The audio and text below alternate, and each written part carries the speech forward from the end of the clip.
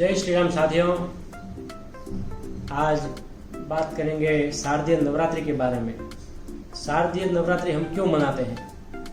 तो वैसे तो कई सारी कथाएं प्रचलित हैं इस पर सबसे ज़्यादा विश्वास होने वाली या सबसे ज़्यादा प्रचलित कथा यह है कि जब श्री राम और रावण की सेना के बीच युद्ध चल रहा था, तो युद्ध के मैदान में एक समय वो भी आया जब रावण स्वयं युद्ध भूमि में लड़ने आने वाला था। रावण को लड़ने आते हुए देख विभीषण श्री राम जी के पास पहुंचे और बोले, भगवान, ये रथ पे सवार होके आ रहा है और आपके तो पैरों में चप्पल भी नहीं है, आप कैसे युद्ध करोगे इससे, कैसे हराओगे इन्हें? तब श्री राम ने मुस्कुराते हुए सुंदर सा जवाब दिया कि हे विभीषण, मेरे पास भी एक रथ है जो ऐसे आपको नहीं दिखेगा, सत्य, धैर्य और शौर्य का रथ। ये रथ एक ऐसा रथ है जिस पे चढ़ के मैं युद्ध करूंगा और जीतूंगा भी, और दुनिया में कोई भी मनुष्य ऐसे रथ पे सवार होकर अगर युद्ध करेगा या कोई भी काम करेगा तो वो जरूर जीतेगा। यही बात करते हुए समय आगे बढ़ा और रावण युद्ध भूमि में पहुंचा, और देखते ही देखते रावण ने पूरे युद्ध भूमि में हाहाकार मचा दिया, तबाही मचा दी।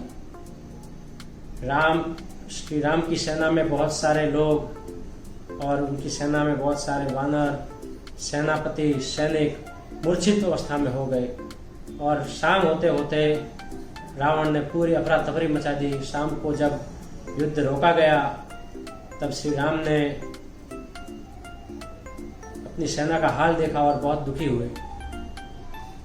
तभी सबसे वरिष्ठ उनकी सेना में जो थे जामवंत जी वहां आए और उन्होंने श्री राम से कहा, कोई बात नहीं, दुखी मत होइए महाराज, आज दिन उनका था तो वो जीत कर गए हैं, मार कर गए हैं, कल हमारा दिन अच्छा होगा तो हम जीतेंगे। तभी श्री राम ने जवाब दिया, नहीं, ऐसी बात नहीं है जामवंत जी।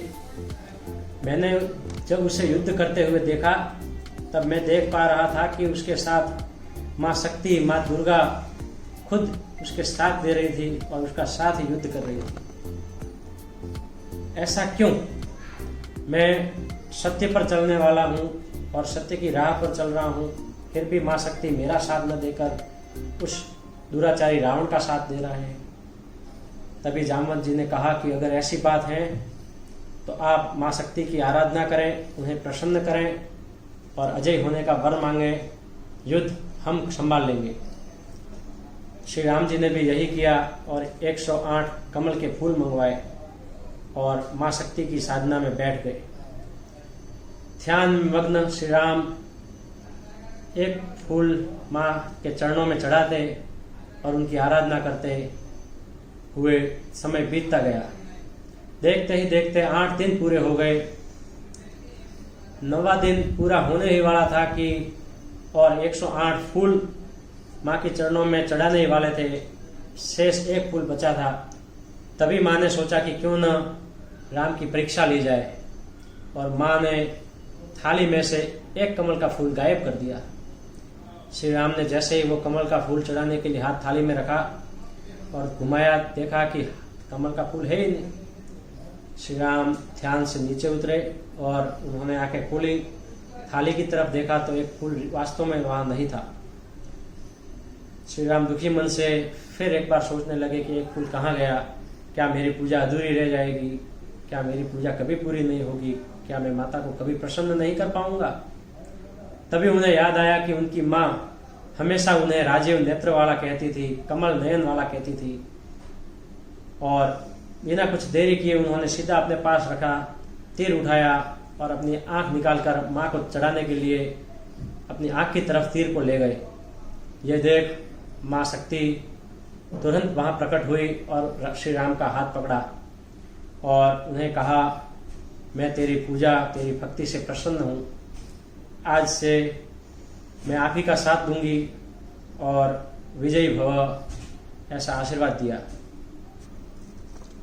तो इसी तरह 9 दिन व्रत करके सिर्फ और सिर्फ माँ शक्ति की पूजा और आराधना करके श्री राम ने माँ को प्रसन्न किया और 9वें दिन माँ ने उन्हें विजयी भव का आशीर्वाद दिया और 10वें दिन श्री राम ने सीधा युद्ध मैदान में गए और रावण को मार गिराया। तो वही 9 दिन जो राम ने व्रत किया और देवी माँ की उपासना की, उन्हीं 9 दिनों को हम नवरात्रि के रूप में मनाते हैं। और जो 10वां दिन जिस दिन रावण का श्रृंगार किया, उसी दिन हम विजयदशमी के रूप में मनाते हैं। तो आप सब जान ही गए होंगे कि नवरात्रि क्यों मनाई जाती है। और एक और आपसे मैं निवेदन करना चाहूँगा कि हमारी जो संस्था है सेवा धर्म हमारा संस्थान सांचौर, हमारी संस्था में भी हम धूमधाम से नवरात्रि मनाने जा रहे हैं। सजाएंगे अच्छे से बच्चों को, यहाँ संस्था में ही रोज गरबा करवाएंगे, नृत्य करवाएंगे। इसके साथ साथ यहाँ हवन की भी व्यवस्था करेंगे बच्चों के लिए, जिसमें आप सभी सादर आमंत्रित हैं और पूरे परिवार के साथ संस्था में आए और बच्चों के साथ आप भी हवन करने का लाभ उठाएं। इसी के साथ एक बार फिर से आप सभी को जय श्री राम, सियावर रामचंद्र की जय।